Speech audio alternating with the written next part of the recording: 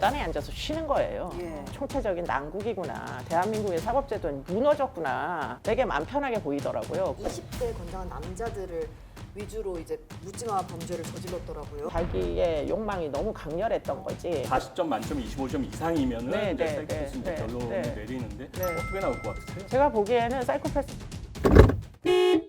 서울 신림동에서 행인들에게 무차별적으로 흉기를 휘둘러서 한 명을 숨지게 하고 3명을 다치게 한 조모 씨가 그제 23일 구속이 됐습니다.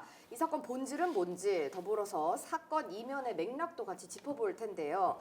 먼저 세 분 이 사건 좀 어떻게 보셨어요? 교수님부터 한 말씀 해주시죠. 네, 뭐 글자 그대로 이제 묻지마 살인, 경찰에서는 뭐 이상동기 살인이라고 하는 범죄가 맞는 것 같다 이런 생각이 들고요.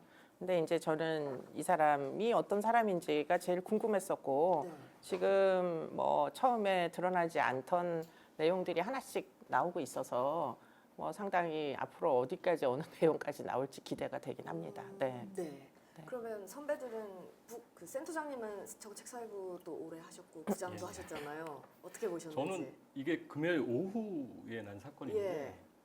그 주말에 하필 되게 이런 하여튼 국민들 좀 충격받은 사건들이 많았죠. 소포 사건도 있었고 그쵸. 물론 뭐 그거는 큰 문제가 없는 걸로 지금 나오긴 네. 했지만 소포 그리고 테러. 예, 신림역 살인 사건 나고 그 전에는 뭐 당연히 이제 오송지하차도나 이런 네. 사건이 있으면서 참 우리 국민들이 이게 충격이 많이 빠졌던 주말이었고 네, 네, 네. 그 중에서 이제 가장 충격적이었던 거는 이제 신림역 살인 사건이 아니었나. 네.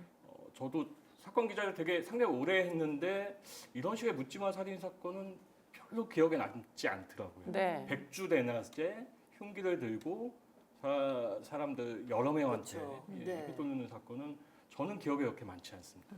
선배는 어떠셨어요?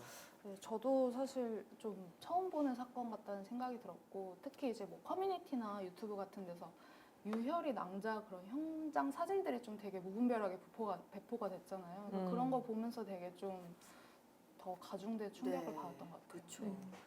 그러면은 사실 저는 이 사건 당일날 그 당번을 서고 있다가 이제 저보고 가라고 해서 제가 사건 현장에 취재를 하러 네, 갔었는데요. 네, 네. 실제로 가니까 폴리스 라인 쳐져 있고 그 되게 도주한 거리가 길었잖아요. 곳곳에 아직 피가 네, 네, 있고 네. 이제 그 상인들 이야기 들어보니까 음. 거기는 원래 이제 젊고 어린 친구들이 많이 오는 데인데 네. 그래서 뭐 맞은편에서 이제 그 인생 네컷 찍던 여고생들이 그 비명 소리 듣고 무서워가지고 그 맞은편에 있는 다른 가게 들어가서 좀 이따 가도 되냐고. 네. 그래서 거기 가게 사장님이 애들 안정시켜주고 하셨다고 할 정도로 모두에게 되게 충격이 있었던 사건인 것 같아요.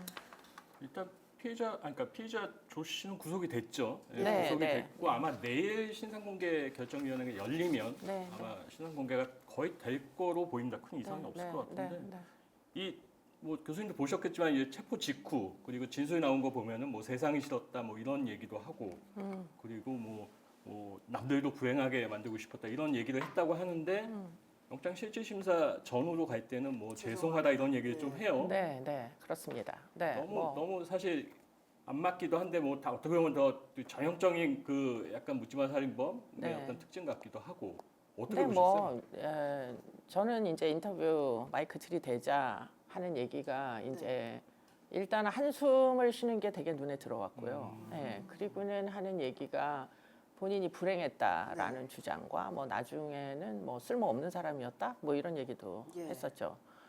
그러면서 뭐 죄송하다 이렇게 얘기하는데 그런 어떤 신세 한탄적인 자기 연민 이게 이제 이 범행 동기구나 하는 생각이 들었어요. 예, 그러니까 이제 불행이라는 게 남들도 처지가 어려운 사람들이 세상에 널렸는데 문제는 그렇게 뭐 처지가 어려워도 성실하게 사는 사람들이 대부분인데 이 사람은 뭐 조그만 불행이라도 자기에게 벌어진 걸 뭐 굉장히 그 자기만 어렵다 이렇게 생각하면서 자기 중심적으로 세계관이 뭐 타인에 대한 배려심 없는 뭐 어떻게 보면 사회적 규범 의식이 없는 그렇다고 이 사람이 그러면 정말 살기가 어려운 빈곤층이었느냐 지금 알려지고 있는 바에 따르면 아닌 것으로 지금 알려지고 있어요. 뭐 도박장도 운영을 했었고 뭐 불법적인 행위를 소년기부터 정말 수도 없이 많이 하고 뭐 동료 친구들한테 삥 뜯고 폭행하고 뭐 상해 입히고 뭐 이런 이제 일진과 같은 모습으로 성장하여 제대로 처벌도 한번 제때 받지 않은 채 어른이 돼서 결국은 그 삶을 지속한, 심지어는 지금 알려지고 뭐 오늘 아침에 이제 기사 보니까 보험 사기도 했다고 하더라고요. 네. 그러니까 사실 돈을 뭐 큰 돈을 만져봤겠죠. 예, 그렇기 때문에 뭐 본인이 되게 뭐 살기가 어려운 빈곤층이었던 양, 일부 이제 전문가들은 뭐 복지 제도를 충원해야 된다 이렇게 말씀들을 하시는데, 이런 류의 반사회적인 불만을 품은 자들은, 네. 그리고는 불법 행위로 먹고 사는 자들은 아무리 복지 제도가 충원돼도 앞으로도 지속적으로 계속 있을 것이다 이런 생각이 한편으로 들고요. 그렇기 때문에 그 사람이 그냥 죄송하다라는 수박 겉핥기식 표현은 워낙에 사법기관을 17번이나 들락날락 했기 때문에 뭐 사람들 앞에서 어떻게 그 행동을 해야 되는지에 대한 어떤 뭐 그 피상적인 지식은 있으나, 그렇다 하여 정말 피해자에게 진심 어린 그 사죄의 마음을 갖고 있는지는 전혀 뭐 확인할 길이 없다. 네. 그 피해자에게 조금이라도 미안한 마음이 느낄 수 있는 사람 같았으면 피해자가 4명이 될 수는 일단 없죠. 그렇죠. 예. 한 명에서 멈춰야 되는 거죠. 자기가 뭐 너무나 격한 감정에 흉기를 휘둘러서 한 사람을 다치게 해보니까 야, 이거는 진짜 이 사람에게 할 짓이 아니구나라고 느껴야 그게 지금 죄송하다는 말이 진정성 있게 느껴질 거잖아요. 근데 그게 아니라 4명씩이나 그렇게 처참하게 흉기를 휘둘러서 한 사람은 심지어 생명을 잃었고 네. 나머지 사람도 중상을 입었다고 하더라고요. 왜냐하면 목만 공격을 했기 때문에. 그리고 나서 제가 제일 인상 깊게 본 장면은 계단에 앉아서 쉬는 거예요. 예. 그건 네. 어떤 심리 상태라고 보면 될까요? 참 그 보기 힘든 장면인데, 범죄자가 경찰에 틀림없이 신고된 걸 뻔히 알면서도 도망 안 가는 건 정말 이거는 총체적인 난국이구나. 대한민국의 사법제도는 무너졌구나.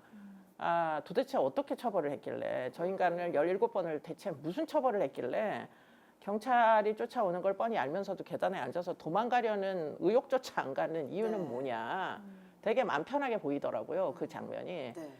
그래서 그런 것들을 볼 때 이건 정말 총체적 난국이다. 17번 중에 14번이 소년사법제도에 이제 어떤 처분을 받은 건데, 그러면 소년사법제도가 선도도 그러면 뭐 성공시키지 못하고, 예.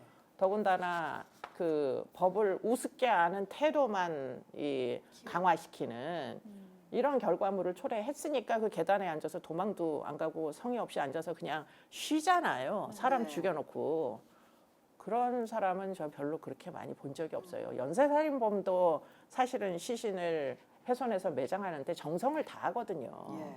그러니까 범죄는 정성을 다하는 사람들이 훨씬 많단 말이에요. 네. 아무리 범죄자라도. 근데 이렇게 무성의하게 앉아서 쉬고 나 잡아가라 하는 이런 태도를 보이는 건, 교도소를 가봤자 뭐 하루 3끼 다 주고 편안한 데서 잠 재워주고 뭐 잠깐 있다가 또 나오면 되겠거니 이런 식으로 생각하는 거 아닌가 하는 그런 이제 짐작이 들어서.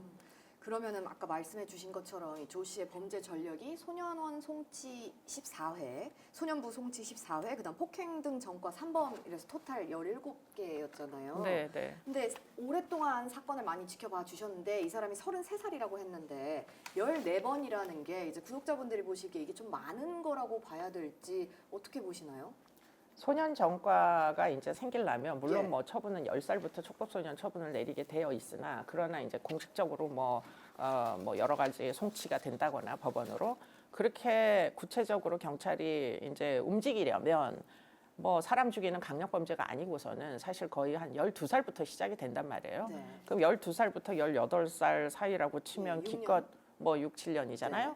그러면은 뭐 14번이면은 1년에 2번 이상이란 얘기잖아요. 1년에 2번 이상 결국은 뭐 사법기관에 포착이 돼서 형 뭐 어쨌든 소년사법 절차를 거쳐서 결국 법원이든 검찰까지 갔다는 얘기라는 거죠. 그거 가기까지에 이르려면 6개월 이상 걸려요. 그럼 얘는 도대체가 이 잡혀가지도 않은 채로 밥을 먹고는 그냥 거의 대부분 비행을 저질러서 그중에 발각된 게, 그래서 프로세스가, 사법적인 프로세스가 진행된 게 2번이란 얘긴데, 그럼 안 잡힌 건 얼마나 많겠어요. 예. 그러니까 그렇게 거의 5년, 6년을 비행을 밥 먹듯이 하면 학교는 제대로 다녔겠어요. 네. 그러니까 이게 학업 중단 상태가 됐을 거고, 그러면 그 아이의, 이 사람 어른이지만 지금 33살, 이 사람이 이제 청소년기일 때 이 아이의 그러면 어떤 청소년기의 교육의 기회는 과연 제공이 제대로 됐을까? 청소년기가 인간 발달에 있어서 무지하게 중요한 시기예요. 그렇기 때문에 인간이 도덕성을 내면화하려면 청소년기의 교육을 박탈해서는 절대 도덕적인 인간이 될 수 없어요. 네. 그런데 지금 그렇게 해서 뭐 자그마치 14번을 들락날락 하게 되면 도덕성은 그러면 어디서 교육을 받았겠어요. 요즘은 학교도 제대로 이제 인성교육을 안 해가지고 참 그 문제가 심각한데 그런 거를 생각을 해보면 앞으로 이런 류의 사람들은 더 많이 발생하는 거 아닌가 이런 걱정이 드는 거죠. 결국은 소년범 그 적발이 됐을 때 사안에 따라서는 형사재판, 일반 형사재판을 넘겼어야 된다는 거잖아요. 그러니까 꼭 형사재판이라고 선도 목적을 달성하는 건 아니에요. 예. 왜냐하면 형사재판을 받아갖고 갈 수 있는 데가 소년교도소뿐인데 소년교도소는 너무 교육적이지가 않아요. 네, 교정 나쁜 거 배우고 그렇죠. 그러잖아요. 교정본부 안에 그냥 교도소들 중에 소년교도소가 있는 것일 뿐 여기는 학교가 아니에요. 그러니까 결국은 이런 사람들이 그나마도 갱생 가능성이 있는 것은 이 비행 환경으로부터 격리가 돼서 결국은 소년원을 가는 시기. 예. 소년원은 소년법상의 구호 처분하고 10호 처분 중에 제가 볼 때는 구호 처분 6개월짜리는 별로 뭐 선도 교육을 받을 기간으로는 짧고요. 한 그래도 10호 처분 정도를 받으면은 2년이니까 24개월이잖아요. 네. 그럼 보통 소년원을 가면 한 14개월 정도까지 애들을 열심히 교육을 시켰다가 갓 퇴원이라는 걸 시켜줘요. 예. 그래서 이제 24개월까지 있는 애들은 없고 보통 평균 한 14개월에서 한 15개월이면 다 퇴원을 하게 되는데 그럼 한 1년 정도가 소년원에 있는 기간 동안이잖아요. 네. 그때는 진짜 열심히 교육을 시켜요. 학과 교육도 시키고 뭐 자격증 그 취득도 시키고 그래서 최근에는 워낙에 이 아이들이 사는 이 결국은 다 길바닥 생활을 하는 거 아니에요. 네. 학교도 제대로 가지도 못하고 이런 이제 길바닥의 비행 환경으로 결국은 돌아가야 되는 게 뻔하다는 걸 당사자들도 알기 때문에 어떤 아이들은 가태원 심사 시에 나 이번 달에 안 나가겠다, 나 다음 달에 나가겠다 이런 아이들도 있을 정도로 소년원은 나름대로 최선을 다하고 있어요. 그런데 문제는 소년원에 갈 수 있는 인원이라는 게 극소수 전과력이 진전된 뭐 그런 아이들에 해당하는 거고 사실은 그런 종류의 이제 선도 갱생이 비행력의 초기 단계에서 개입이 될 수가 있으면 훨씬 갱생 가능성이 높은데 그게 그렇지는 못하는 게 이제 안타까움이죠. 예. 아마 뭐 100%의 소년범이 있다면 소년원에 갈 수 있는 인원은 기껏 10%도 안 될 거예요. 네. 예. 근데 그게 또 인프라도 부족하기 때문이라고 얘기를 하더라고요. 인프라가 부족한데 그거 조사관도 없고. 뭐 그거는 뭐 제가 볼 때는 매일 하는 소리고 예. 예. 필요하다면 네. 지금 준법 지원센터의 일부 원래 소년원이 있었는데 그걸 준법 지원센터로 일부를 바꿨는데 그러면은 그 중에 일부를 다시 소년원의 형태로 바꾸던가 네. 아니면 저는 중간 처우 시설의 형태가 참 좋은 것 같아요. 왜냐하면 낮에는 학교를 가고 저녁에 소년원을 와가지고 뭐 여러 가지 생활 질서를 습득하면서 거기서 먹고 자고 왜냐하면 가정은 다 해체돼가지고 아침에 깨워주는 사람이 없거든요 아이들이. 학교 가라 이렇게 하는 사람. 그렇죠. 그러니까 생활 지도를 받고 낮에는 학교를 가고 그러면 아무래도 소년원에서 학교를 다니는 애들은 학교 가서 또 말썽을 저지르기는 생각보다 어렵잖아요. 네. 그러면 이제 학교의 지금 난맥상 선생님들의 이런 어려움도 좀 반감시키면서 그런 류의 이제 새로운 시설의 형태 이런 걸 고민할 때는 되지 않았을까 이런 생각이 들죠. 이렇게 봤을 때는 그러니까 개인적인 어떤 그 조 씨의 어떤 네. 환경이고 그로 인해서 이 그 어떤 범죄를 저질렀을 때 그걸 충분히 사전에 조기에 막지 못한 어떤 사법제도의 어떤 허점이 어떻게 보면 이번에 실력 살인 사건으로 이어졌을 가능성이 높다고 봐야 되겠네요. 네, 그거에 대한 저는 방금 그런 말씀하신 것 보완책이 좀 같아요. 나와야 될 것 네. 같고.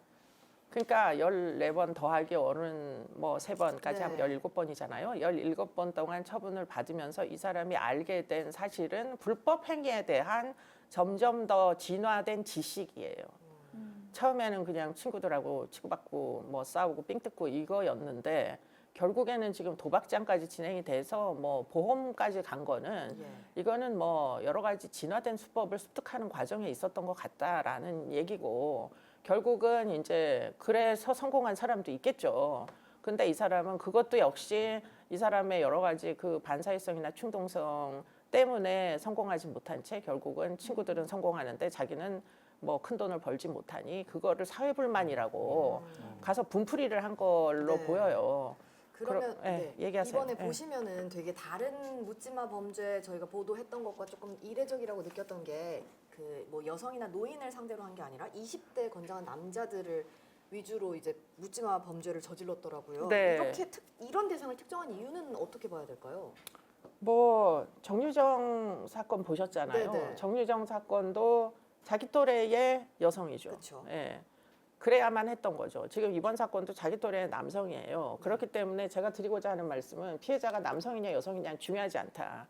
그럼 뭐가 중요하냐? 나에게 내가 이루고자 했었으나 하지 못한 결핍, 네. 일종의 열등감.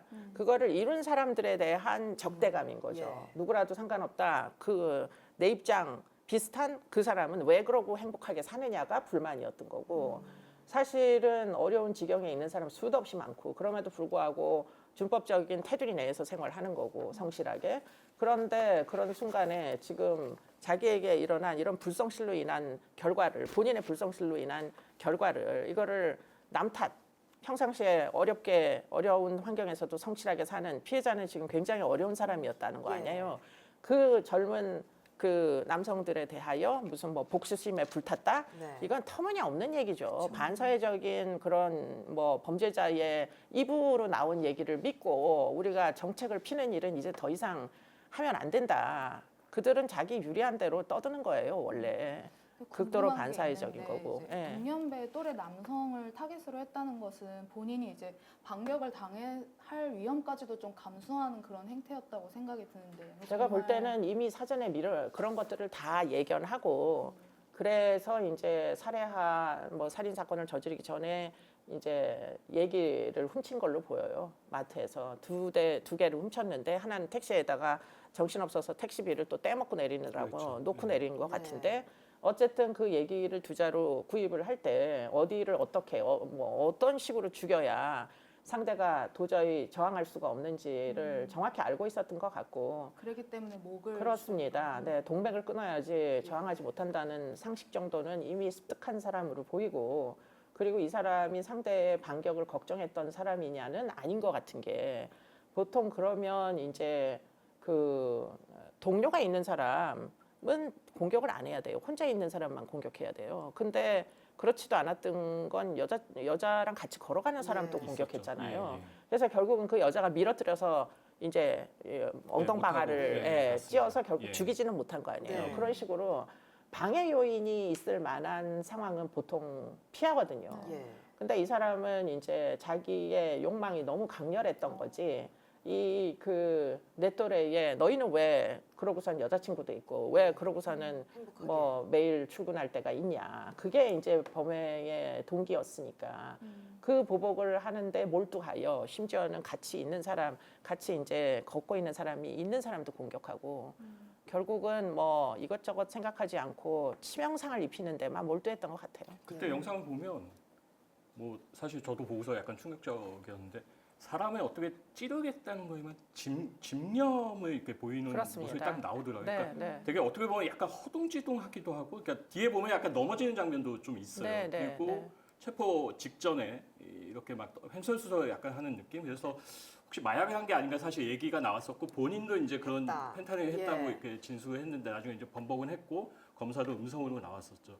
그래서 사실 묻지마 살인하면 이제 되게 황당하게 좀 이렇게 약간 그런 모습도 보일 것 같은데 지금 보면은 나오는 거 보면은 상당히 준비를 치밀하게 했더라고요. 이렇게 사고 그렇죠. 흉기를 네. 싹 구입을 하고 사는 답사도 했다고 네, 하더라고요. 번화가까지 네, 네. 가고 네. 이런 거 보면은 그 뭐 예전에 뭔가 술 취해서 그 즉흥적으로 네. 순간적으로 욱해가지고 하는 살인하고는 좀 달랐던 것 같다. 그런 네, 생각이 뭐 우발적이라고 볼 수 있는 여지는 없다. 이게 이제 답인 것 같은데 예. 이제 뭐 그 적대적인 그 반감, 뭐 사회를 향한 분노, 뭐 분노라고 얘기하면 저는 안 된다고 생각해요. 개인적으로 분노는 모든 사람이 다 느낄 수 있는 거고 그 느끼는 분노를 해소를 잘 해야죠, 친사회적으로. 약간 상대적 박탈감에 의해서 이 사람이 범행을 결심을 했으면 왜 근데 지역을 저는 상대적 실행동으로 박탈감이라는 용어도 여긴 써서는 안 된다고 생각해요. 왜냐하면 상대적 박탈감이라는 용어의 전제는 뭐냐면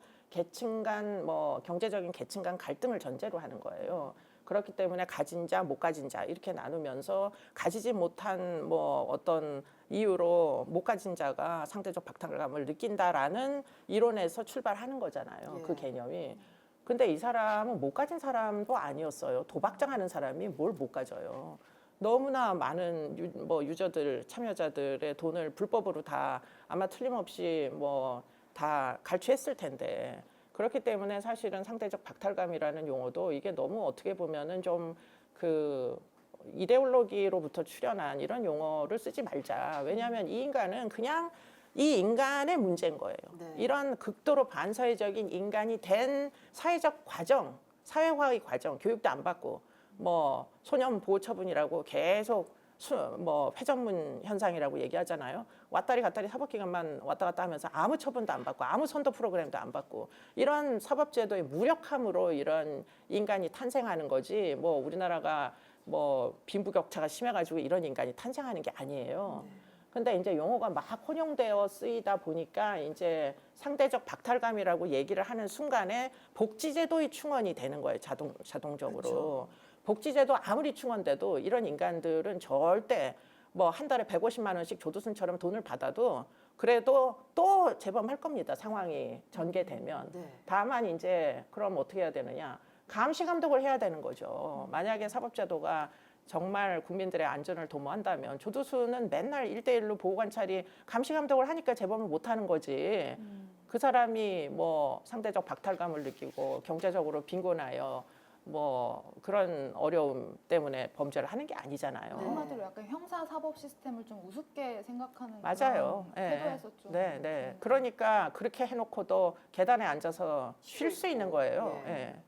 저는 워낙 이게 충격적인 사건이다 보니까 옛날 약간 살인 사건 충격적이었던 게 몇 개 생각이 나는데 일단 몇 년 전에 강남역 살인 네, 사건도 네, 생각이 네, 났고 네. 안인득 네. 강화 살인 사건, 네. 정남교 연쇄 살인 사건도 사실 약간 사회에 대한 불만 그런 네. 게 좀 시초가 되지 않았나? 약간 뭐 공통점이 좀 있을까요? 정남교 사건은 강호순 때문에 영감을 받은 사건으로 보이고요. 그리고는 그 사건은 여자들을 따라가서 추행을 한 이후에 연쇄살인을 했기 때문에 네. 그리고 그 사람을 제가 안 만나봤으면 모르겠는데 그분이 뭐라고 얘기했느냐. 강호순보다 더 죽이는 게 나는 인생의 목표다 이렇게 얘기했던 직접 사람이에요. 보셨잖아요. 그거. 네, 예. 그렇기 때문에 뭐 정남규는 약간 범행 동기가 다르다라고 네. 생각이 되고요. 그러나 이제 나머지 사건들 안인득 사건과 강남역 사건 굉장히 흡사해요. 왜냐, 그거는 사실은 이제 묻지마 살인을 벌이는 사람들이 크게 나누어 보자면 한 3가지 정도가 있어요. 네. 극소수 정말 갑자기 경제적으로 어려움이 이제 발생해서 옛날에 이제 자살을 시도하려고 하다 보니까 옛날에 자기한테 해코지를 했던 사람이 생각나서 그 사람을 죽이고 나도 죽겠다 이런 생각 때문에 이제 여의도 사건이 그런 사건이죠. 찾아가가지고 네. 흉기 난동을 벌였는데 옛날에 자기를 인사고가로 불리하게 평가했던 사람은 접근도 못하고 뭐 엄한 사람 그 상해만 입히고 끝난 사건 이런 게 극소수 있기는 하나 예. 그런 경우는 사실 그때도 살인 미수였고 지금 이 지경이 되기는 어려운데 나머지 이제 두 부류는 누구냐 하나는 아까도 얘기했던 강남역이나 또는 안인득 사건처럼 편집성 이제 망상이 있는 피해 망상이 있는 조현병 환자들에 의한 네. 편집적인 피해 망상이다 보니까 누구라도 나에게 해코지를 하는 사람이면은 가서 막 흉기를 왜냐하면 그 사람이 나를 죽일지도 모른다라고는 망상에 기인한 이제 흉기 난동이에요. 그렇기 때문에 이런 분들은 무조건 약을 먹여야 돼요. 강남역 사건도 여자들이 다 나를 음해해가지고 아르바이트 짤이 들어가자마자 계속 잘리는 이유는 다 여자들 때문이다라고 생각을 해서 그래서 여성을 이제 뭐 살인을 하기에 이른 것이기 때문에 그 피해 망상을 어떻게든 약을 먹여서 이제 관리 감독을 해야 되는 그런 정신보건적인 니즈가 있는 거고요. 네. 이 케이스는 그리고 지금 정신병이라고는 아니에요. 네. 아닌데 이런 이제 부류 이번 케이스나 그리고는 옛날에 신정동 살인마라고 웃는 소리를 듣고 밑도 끝도 없이 쫓아가서 살인 미수한 2명의 피해자를 만든 그런 사건도 있었고 이거는 그야말로 극도로 반사회적인 사람들 너네들 뭐 다 한 번쯤 내 칼을 받아봐. 누구라도 상관없어. 무차별적으로 이제 피해자를 물색하는 그런 이제 사건들인데 뭐 어떻게 보면은 다 자기 탓이죠. 인생이 뭐 완전 범죄력으로 점철된 사람이죠. 신정동 살인마도 다 소년 전과부터 시작해요. 그리고는 지금 이 사람도 소년 전과부터 시작해서 점점 그렇게 뭐 하다 보면은 결국 갈 수 있는데 조폭밖에 없는데 조직폭력. 근데 문제는 조직범죄자들은 상하관계가 되게 이 명확해가지고 순응적이지 않은 순종적이지 않은 이 조직원들은 조직에서 버틸 수가 없어요. 근데 대부분 이런 사람들은 그런 류의 이제 뭐 조직 비슷한 데 들어갔다가도 다 쫓겨나지. 왜냐하면 그들의 질서에 순응하지 않기 때문에. 결국은 초기에 선도를 못하는 사법부의 문제점 여러 가지 이제 복합적으로 해서 이런 범죄가 나오고 결국은 억울한 건 숨진 고인들과 그렇죠. 유가족. 네, 네. 이 신림동 유가족도 이제 사형 선고를 좀 요청을 했던데 청원도 네. 올리고 네, 하셨던데 네, 네. 이 부분에 대해서는 뭐 사형 제도에 대해서는 어떻게 생각하시는지. 저는 사형제도가 뭐 사형을 선고하는 것과 사형을 집행하는 것 두 개로 쪼개서 생각해야 된다는 입장이에요. 그렇기 때문에 사형을 집행하지 않는 부분에 대하여서는 뭐 충분히 타당한 근거가 있다 이렇게 생각하고 사형을 집행하라고들 많이들 말씀하시지만 문제는 그러면 당신이 사형을 집행하실래가 이제 질문인 거예요. 누가 사형을 집행하는가요? 그 사람은 결국 사람을 죽이는 사람이 될 텐데 사람을 죽이는 직업을 갖고 싶어하는 사람이 우리나라에 있을까요? 그렇기 때문에 그러면 도대체 이 사람들에게 사형을 집행할 아주 실질적인 어떤 의미에서 저는 그 부분은 어렵다 이런 생각이고요. 그러나 이제 사형을 선고하는 건 다른 문제다. 이거는 어떻게 보면 오늘날의 사형 선고는 뭐 가석방 없는 무기징역 정도가 되는 상태인데 왜냐하면 어차피 출소가 안 되니까. 그런데 그것조차 이제 사형 선고라는 마음의 부담 때문에 만약에 이제 기피하는 것이라면 그러면 사실 그것은 뭐 어떻게 보면은 책임의 방기일 수도 있어요. 예컨대 지금 그런 종류의 이제 어떤 판결을 하는 에이전트들이 부담스러워서 그래서 어떻게 해서든 무기징역으로 좀 형을 감경시키고자 하는 그런 의지가 있으시다면 왜냐하면 사형을 선고를 한 판사님은 집에 가서 잠을 못 주무신대요. 그게 너무 심적으로 부담이 된다고들 말씀하시더라고요, 판사님들은. 아니 그러면 우리 사형 선고도 쉽지가 않고 사법당국이 이런 류의 어떤 범죄나 범죄자에 대해서 약간 어떻게 대처해야 될까요? 근데 그 양형 기준대로 선고하시면 전 될 것 같다 오히려, 이런 그렇게 생각을 해야 해요. 예. 왜냐하면 양형 기준의 제일 중한 살인 사건 중에 극단적 인명 경시 살인의 경우에는 사형을 선고할 수 있게 되어 있고 지금까지 유영철이나 뭐 지금 강호순도 다 그와 같은 극단적 인명 경시 살인으로다가 선고를 받았잖아요. 이번 사건도 극단적 인명 경시 살인으로 보여요. 이게 어디 인명을 중시하는 사람의 입장이에요. 사람 다 죽여놓고서는 가서 계단에 앉아서 쉬고 있는데 이거보다 더 인명 경시하는 태도가 어디 있어요.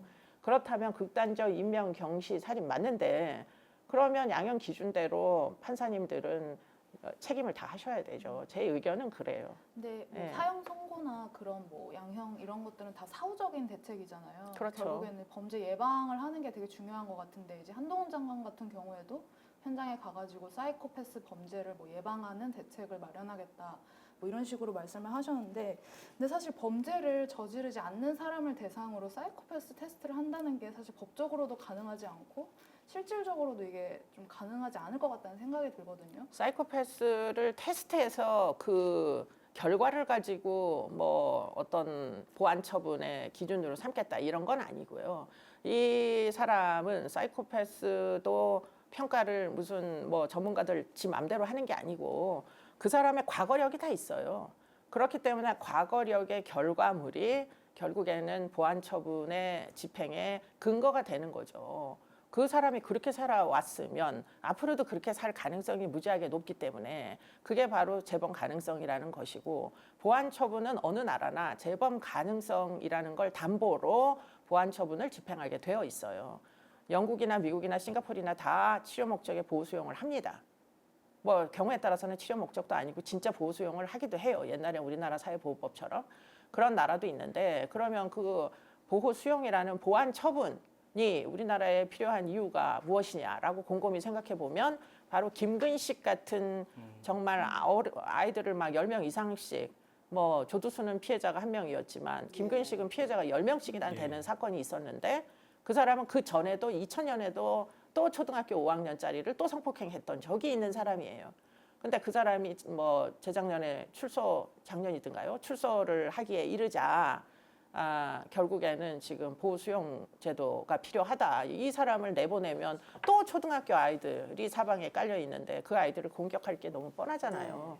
재범 이제 지금 이 친구도 그렇지만 1년에 2번 이상 처분을 받는 사람이라면 앞으로 출소해서 갑자기 한 번도 처분 안 받는 사람으로 갱생될 가능성이 몇 %나 되겠어요.